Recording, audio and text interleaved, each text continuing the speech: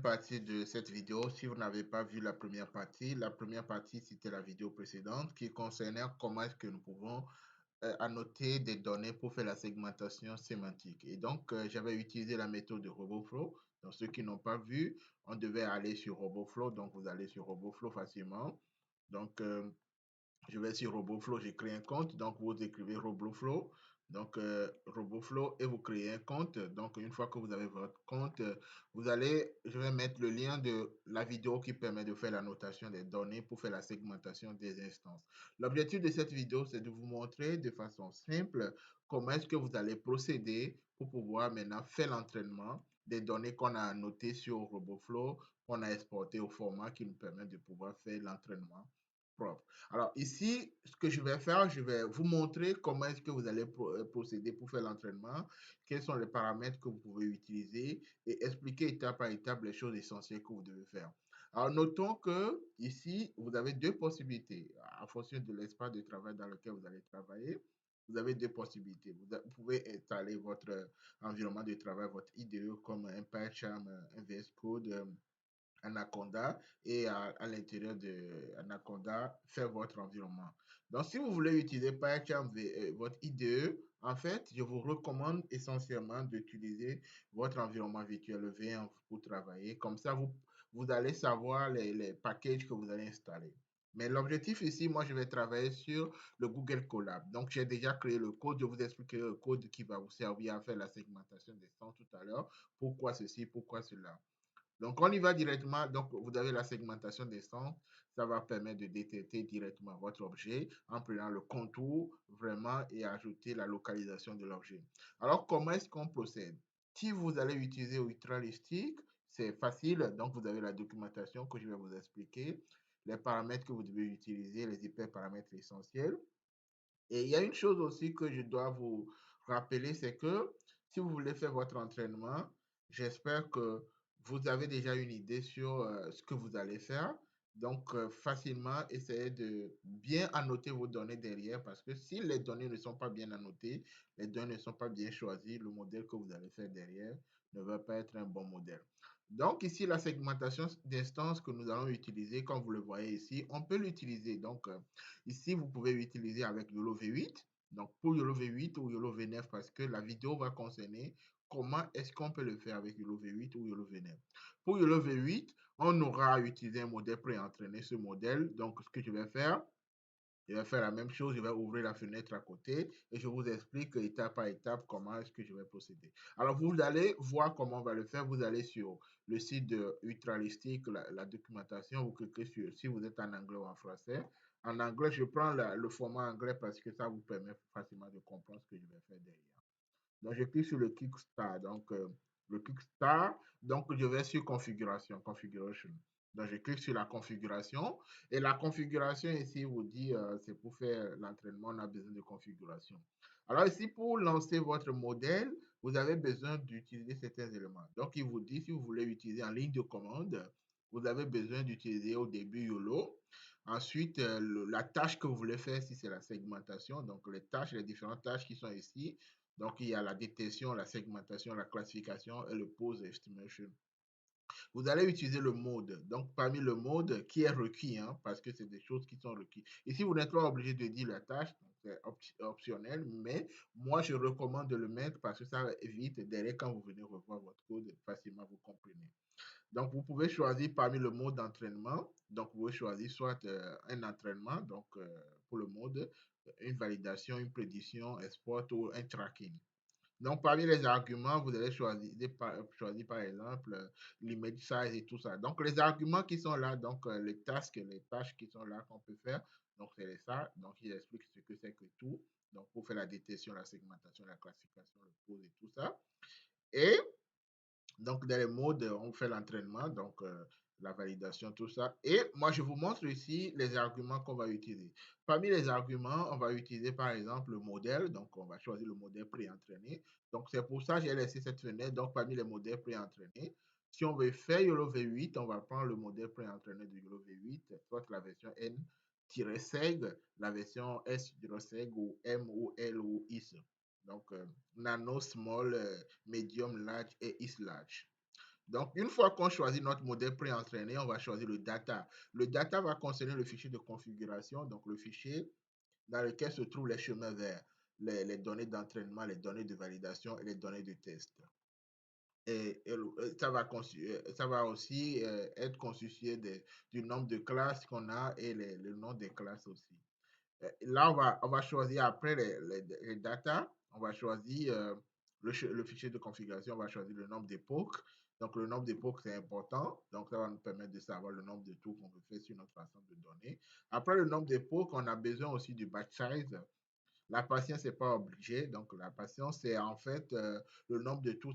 Quand on met une patience, ça va vérifier quel est le nombre de tours sur lesquels il n'y a plus de variation sur le modèle. Donc, s'il n'y a plus de variation, il arrête.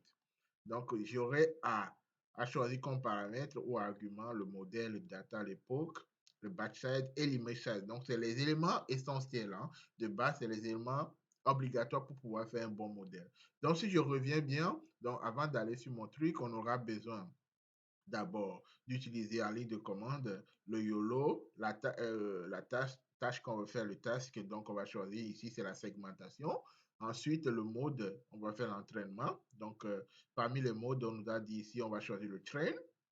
Ensuite, parmi le train, quand on finit, on va choisir notre argument. Donc, les arguments, on va définir parmi les arguments le modèle, le data, l'époque, le batch size et l'image size. Alors, allons-y directement. Si vous gardez ça en tête, ça va nous aider. Alors, moi, je vais créer. Donc, si vous savez, vous n'avez jamais utilisé, vous créez, vous cliquez sur Google, vous faites Google Colab. Colab, vous cliquez sur Google Colab plutôt. Google Colab. Et quand vous avez Google Colab, vous allez sur Google Colab d'ici ou ici et vous créez, donc vous allez avoir la fenêtre, vous cliquez sur ici, vous créez un nouveau notebook, vous donnez le nom que vous voulez en haut ici. Donc, une fois que vous avez votre interface de Google Colab, alors l'avantage derrière, c'est que vous pouvez programmer plusieurs choses. Mais ce que moi je vais faire, qui va nous aider, je vais utiliser le GPU parce que supposons que vous avez plusieurs données que vous voulez utiliser pour entraîner. Si vous n'avez pas de GPU, ça ne sera pas rapide. L'avantage d'utiliser Colab, c'est d'utiliser le GPU. Donc, vous cliquez sur le modifier après fichier modifier et vous venez sur les paramètres du notebook. Sur les paramètres du notebook, vous choisissez donc la version lisse. Ici, c'est un code Python, c'est pas un code. Donc, on ne va pas utiliser un CPU, on va utiliser un GPU. Donc, je choisis ce GPU. Si vous payez, vous pouvez avoir accès à d'autres choses. Donc, ici, vous allez avoir au GPU, accès au GPU. Une fois que ça, vous enregistrez votre GPU. Alors, la deuxième chose qui est importante, vous avez deux possibilités de connecter votre drive aussi. Parce que si les données sont sur le drive, c'est bien. Si les données ne sont pas sur le drive, vous pouvez l'exporter aussi. Vous pouvez l'exporter à partir d'ici. Donc, vous pouvez faire comme ça et importer les données. Donc, ça serait la part défaut. Et si vous cliquez ici, donc ici c'est déjà connecté. Si il n'y a pas là-bas, donc c'est pas connecté, vous cliquez et ça va vous permettre de connecter votre drive. Alors vous vous connectez, donc ici je suis déjà connecté. Sinon vous cliquez sur connecter et ça se connecte. Une fois que c'est connecté, vous vérifiez que ok votre drive est présent. Donc ici mon drive est présent. Donc ça veut dire que là je peux avoir accès à mon drive et les fichiers qui sont là pour utiliser. Donc c'est ce qu'on va faire tout à l'heure. Alors, si vous vous rappelez, on avait utilisé tout à l'heure les données, on a entraîné nos data sur RoboFlow. Donc, une fois qu'on a entraîné les data sur le RoboFlow, on va maintenant installer le package de RoboFlow pour pouvoir utiliser le format qu'il nous a donné. Donc, le package est là. Donc, je fais pip install. Donc, si vous voulez utiliser un notebook pour installer, on fait là le signe d'exclamation au début. Donc, le pip install. Une fois que je l'ai installé, donc je fais comme ça je vais l'importer. Donc, je vais importer RoboFlow pour pouvoir faire. Donc, et je connecte ça. Donc, je connecte le RoboFlow. Donc, il va télécharger. Le RoboFlow, on va voir, il va finir de télécharger. Donc, une fois que nous avons fini de télécharger ça, vu que nous voulons faire un entraînement derrière, l'entraînement avec YOLO V8, on va importer. Donc, ici, il va restaurer, donc, puisqu'il y avait les paquets, il va restaurer pour que le truc soit, donc, il fait le redémarrage ici. On attend ça. Donc, il a restauré. Donc, il restaure. Donc, nous voyons qu'il a téléchargé bien nos trucs et tout est bon ici. Donc, là, après, je peux vérifier. Je peux encore cliquer pour vérifier si tout est bon. Si tout est bon, il m'a dit, OK, tout est là. Donc, quand c'est fini, ça doit cocher vert. Donc, c'est bon. Donc, ça l'a fait en 6 secondes environ. Donc, tout est bon. Donc, une fois que c'est bon, maintenant, je vais utiliser Ultralistic. Donc, Ultralistic, qui a le package qui me permet de pouvoir faire l'entraînement avec la version de YOLO V8-SEG. Donc, ce qu'on avait vu tout à l'heure, YOLO V8-SEG. Donc, comme je vais l'utiliser, c'est pour ça que j'installe directement le pip install Ultralistic. Donc, une fois que je l'installe aussi, comme je vais afficher les modèles, tout ça, je vais faire ça pour afficher. Je vais checker le output et je vais vérifier la version de Ultralistic que je fais. Donc, je fais la même chose. Donc, ça va me permettre de voir la version que j'utilise, si tout est bon. Et à la fin, quand je laisse ça, donc je vais utiliser le modèle. Donc, pour utiliser le modèle, normalement, tout ceci, c'est la documentation sur le site de YOLO V8. Hein. Donc, vous avez ça sur le site de Ultralistic ici. Donc, je vous ai montré ça. Après, pour entraîner, donc, il vous donne l'exemple ici. Donc, ici, vous avez le YOLO. Donc, ça, c'est moi, je vais utiliser la ligne de commande. Donc, le YOLO, vous avez la segmentation. Donc, normalement, vous pouvez mettre le task, donc la tâche. Ici, mode aussi, moi, j'ai mis tout ça. Hein. Vous pouvez le faire directement et vous pouvez ne pas le mettre. Ce n'est pas obligatoire. Hein. Et le fichier de configuration de votre donnée que vous avez annoté. Ensuite, vous choisissez le modèle pré-entraîné que vous voulez, le nombre de POC, le nombre de image size et les autres paramètres, arguments qui sont derrière. Donc, c'est ce que je vais faire aussi. Donc, mon modèle, donc je l'ai comme ça, c'est bon. Donc, j'attends qu'il installe les packages. Donc, tant que les packages sont finis, donc les installations sont finies, on va continuer. Donc, l'installation est bon. Donc, je vais les importer maintenant. Donc, j'importe les installations. Donc, j'ai installé, donc je vais importer YOLO. Donc, je vais faire le display et je vais utiliser le cadre des images. Ça, c'est bon. Alors, pour faire l'entraînement, on a dit tout à l'heure que dans notre paramètre, on va prendre YOLO. Donc, comme on a dit, on prend YOLO, on prend la tâche, on prend le mode, on prend les arguments. Donc, on vient sur notre code. Donc, ici, on respecte la même chose. Donc, comme vous le remarquez bien, je prends YOLO et moi, je vais suivre ce qui est là dans la configuration. Je prends le task. Donc, le task ici, je dis, je vais utiliser une segmentation. Donc, segment. Donc, si vous voyez bien, ici, il y a le segment que j'ai pris. Ensuite, je vais prendre le mode d'entraînement. Donc, comme vous le voyez ici, quand on choisit le tâche, on choisit le mode. Donc, je choisis mon mode. Donc, le mode que j'ai choisi, je fais train. Le train, on va me dire où est-ce que j'ai trouvé, c'est ici. Donc, c'est dans le mode, c'est requis. Il faut qu'on sache ce qu'on est en train de faire. Ensuite, je vais choisir le modèle. Donc, parmi les modèles, je vous ai dit, ça, c'est dans les arguments. Donc, les arguments sont en bas. Donc, le modèle, c'est le premier argument qui est important. Donc, c'est le modèle pré-entraîné. Donc, on vous dit, c'est le modèle pré-entraîné qu'on peut choisir. Donc, parmi mon modèle pré-entraîné, ici, je peux dire, je vais prendre YOLO V8. Si je prends X, c'est long. Je peux prendre, par exemple, N ou L ou S. Si je prends N, c'est bon. Donc, je prends N. Donc, N, je peux choisir ce que je veux, hein, parce que si vous venez ici, j'ai le N, S, M, tout ça, donc vous prenez ce que vous voulez, c'est pas défini que ce que j'ai dit et que c'est ce que vous allez utiliser. Vous prenez ce que vous voulez en fonction de, euh, tout en sachant que plus on prend ce qui est là, donc le temps, ça va être plus long. Donc, j'ai ça. Donc, je prends le modèle.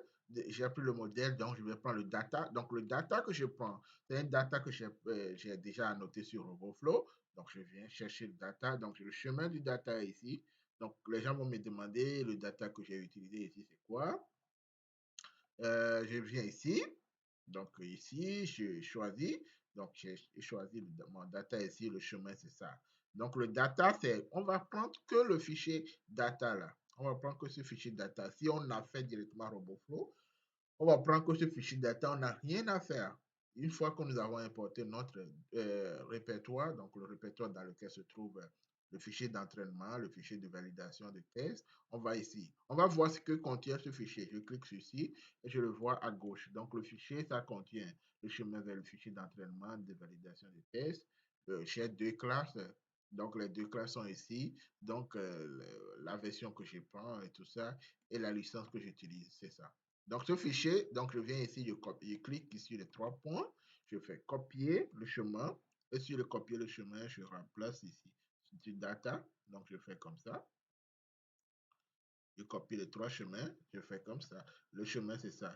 Et maintenant, parmi les paramètres de configuration, une fois que j'ai choisi le data, il y a l'époque aussi que je dois choisir.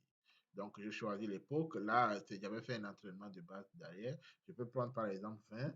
Et l'image size, vous pouvez prendre la taille que vous voulez. Donc, par défaut, si vous remarquez, dans les images size, par défaut, on prend 640. Vous pouvez prendre 640. Donc, moi, la taille minimum, en fonction de ce que je fais, je peux prendre de 640, 320 ou tout ça. Mais par défaut, c'est 640. Donc, par défaut, c'est 640 par 640. Donc, ça dépend de ce que vous voulez faire. Donc, je peux prendre la taille que je veux. Donc, je prends le batch size aussi que je veux. Donc, la taille, je prends ça, le batch size, je peux prendre par exemple 10. Donc, si vous voulez savoir les paramètres, ce que ça dit, parce que l'objectif, ce n'est pas d'expliquer les détails sur chaque paramètre. Alors, vous avez les explications claires sur chaque argument que j'ai pris. Donc, vous venez, j'ai pris le modèle, j'ai pris le data, donc le modèle pré-entraîné, j'ai pris le data qui est le fichier de configuration YAML qui va vers mes données d'entraînement, validation et test. J'ai pris le POC qui va être le nombre total de tours qu'on va faire sur l'ensemble de données durant l'entraînement pour augmenter la performance. Et je vais prendre le batch size qui va être le nombre de tours qu'on fait sur chaque image. Donc, et ensuite, l'image size, donc la taille en moyenne qu'on va voir pour les objets. Donc, si vous avez des objets de petite taille, ça ne sert à rien de prendre les grandes tailles. Si vous avez des objets de grande taille, ça ne sert à rien de prendre les petites tailles. Si vous voulez enregistrer directement le modèle dans votre environnement de travail, vous pouvez ajouter aussi l'argument save, donc l'argument ça. Et les autres arguments, là, si vous voulez utiliser des GPU, des CPU, vous pouvez ajouter. Ça dépend dans quoi vous travaillez. S'il y a des workers, vous pouvez ajouter le nombre de workers que vous avez et tout ça. Mais les éléments essentiels, c'est le modèle comme argument, data, époque, patience si vous avez une grande quantité de données qui ça prend le temps. Donc, si vous voulez limiter une fois qu'il y a plus de variations, vous choisissez la patience, le batch size, donc le batch size, mais vous mettez batch, et l'image size, vous mettez que les image size comme ça. Donc, n'oubliez pas, si vous êtes en français et vous voulez prendre les paramètres, prenez-le en anglais. Les paramètres, ne le prenez pas en français parce que le modèle ne comprend que les paramètres, malheureusement, en anglais. Donc, voilà ce que nous avons. Une fois que j'ai ça, alors je peux lancer maintenant mon modèle. Donc, je clique ici. Donc, je lance mon modèle. Et mon modèle, on va le suivre. Les étapes, ça va télécharger le modèle pré-entraîné que j'ai choisi. Donc, vous pouvez venir ici et voir le modèle pré-entraîné quand je fais comme ça. Comme j'ai choisi, vous avez remarqué, j'avais choisi la version N. Il le prend ici, donc il prend la version N que j'ai par défaut. Et ça télécharge. Et ça prend en même temps le YOLO version N parce que puisque ça fait la détection, la segmentation sémantique, ce qui est bien, c'est que ça va récupérer les objets, ensuite ça va les localiser. Hein. Ça va les localiser, ça va ajouter le masque, donc un pixel donné à chaque objet appartenant à la même classe ou pas. Donc ici, ça va permettre de faire la détection d'objets derrière et celui-ci, ça va permettre de faire la détection et la localisation avec le masque. Ici, ça va faire aussi la localisation, mais avec le carré. C'est pour ça qu'après, quand on fait la segmentation sémantique, on va remarquer que on a le carré et on a notre objet qui est bien localisé à l'intérieur. Donc, ça fait ça, ça vérifie les images, donc les images que nous avons, ça vérifie le nombre de classes que nous avons, donc le nombre de classes et la totale. Et ça commence, ça vérifie tout ça. Après, ça commence, vu que j'ai choisi 20 époques, donc, vous remarquez que ça commence l'entraînement jusqu'à. Ça va finir les 20 époques. Donc, ça dépend si vous avez du GPU ou pas. Donc, ça va. Voilà de façon rapide comment ça fait. Après, si vous voulez copier directement les données d'entraînement, puisque après, ça va être dans un fichier RAN sur votre drive. Donc, vous pouvez le faire comme ça. Hein, c'est simple. Vous faites un CP, donc R. Vous choisissez le fichier et début, vous allez envoyer vers votre drive. Voilà de façon rapide comment vous pouvez entraîner votre modèle de segmentation d'instances en utilisant Google Colab et en suivant les étapes. Donc, vous avez déjà annoté votre donnée. Moi, j'ai utilisé RoboFlow. Vous n'êtes pas obligé d'utiliser RoboFlow, tout en sachant que quand vous finissez d'annoter votre donnée, vous devez avoir un fichier de configuration dans lequel on doit avoir le chemin. Donc, le chemin, vous devez définir dans le fichier de configuration comme je l'ai ici, donc le fichier de configuration, je reviens une fois sur ça pour que les gens ne fassent pas d'erreur. Donc, le fichier de configuration, vous devez définir le chemin vers le répertoire d'entraînement, de validation du test, définir le nombre de classes et donner le nom des classes que vous allez avoir. Donc, les classes, n'oubliez pas, si vous avez plusieurs classes, c'est une liste de chaînes de caractères. Donc, vous mettez la liste comme ça, les chaînes de caractères, virgule, vous mettez l'autre côté. Les autres, ceci, je l'ai gardé parce que j'ai utilisé RoboFlow. Donc, ça va aller chercher dans les informations, les données à noter. Donc, si vous avez aimé cette vidéo, n'oubliez pas de partager, de commenter, de liker, de vous abonner si vous n'êtes pas encore abonné et de me dire en commentaire si vous voulez que je fasse des vidéos sur d'autres sujets pour vous. J'espère que cette vidéo pourra vous aider dans vos projets respectifs et que vous allez facilement faire ce que vous voulez faire en utilisant YOLO V8 ou YOLO V9. Alors ça, on a utilisé YOLO V8. Donc, je vais revenir juste sur quelque chose pour vous montrer que vous pouvez utiliser YOLO V9 aussi. Donc ici, il suffit de venir sur YOLO V9. Donc je vais montrer, parce que je ne veux pas oublier, parce que j'ai fait YOLO V8, donc je fais YOLO V9. Donc comment on fait la segmentation sémantique avec YOLO V9? Malheureusement pour Ultralistic, il ne prend pas toutes les versions de segmentation sémantique, mais il prend certaines versions. Donc c'est ce que je voulais vous montrer. Donc pour la segmentation sémantique, pour YOLO V8, YOLO V9 plutôt, vous avez la version C. Donc, vous avez YOLO V9-C.seg et la version YOLO V9-E.seg. Donc, c'est les deux qui sont prises en compte premièrement, pour le moment. Pour l'entraînement, si vous voulez faire la détection d'objets, comme vous le voyez ici, vous pouvez utiliser la version C pour la détection aussi et la version E. Donc, si vous voulez en savoir plus, il suffit de taper YOLO V9 sur Google et vous allez directement sur le GitHub ici. Vous allez voir les différents. Donc, le premier GitHub ici, moi, je l'aime bien. Et vous allez voir, il y a d'autres versions. Hein. On a utilisé, ils ont, Ultralistic a bien fait parce qu'il a pris ce qui est plus performant. Donc, les deux derniers qui sont plus performants. La version C et la version E. Donc, il y a la version, les autres versions. Ils ont 5 versions aussi. Donc, vous pouvez choisir ça pour voir les explications. Mais il n'y a que 2 versions qui sont prises en compte par Ultralistic si vous voulez utiliser le package Ultralistic que j'ai utilisé ici. Donc ici, mon modèle vient d'être fini d'entraîner et vous voyez directement, vous avez l'entraînement qui est là directement. Je ne vais pas copier parce que j'ai plus que 20 pots, ça ne va pas me servir. Et c'est ce qui est bien avec Colab, c'est rapide, moins de ce qu'on a fait, moins de 10 minutes, on a fait ça. Donc le temps total qu'il a pris, c'est ça, hein, il a pris environ ce temps. Donc voilà, je vous remercie pour votre attention et j'espère que cette vidéo pourra vous aider.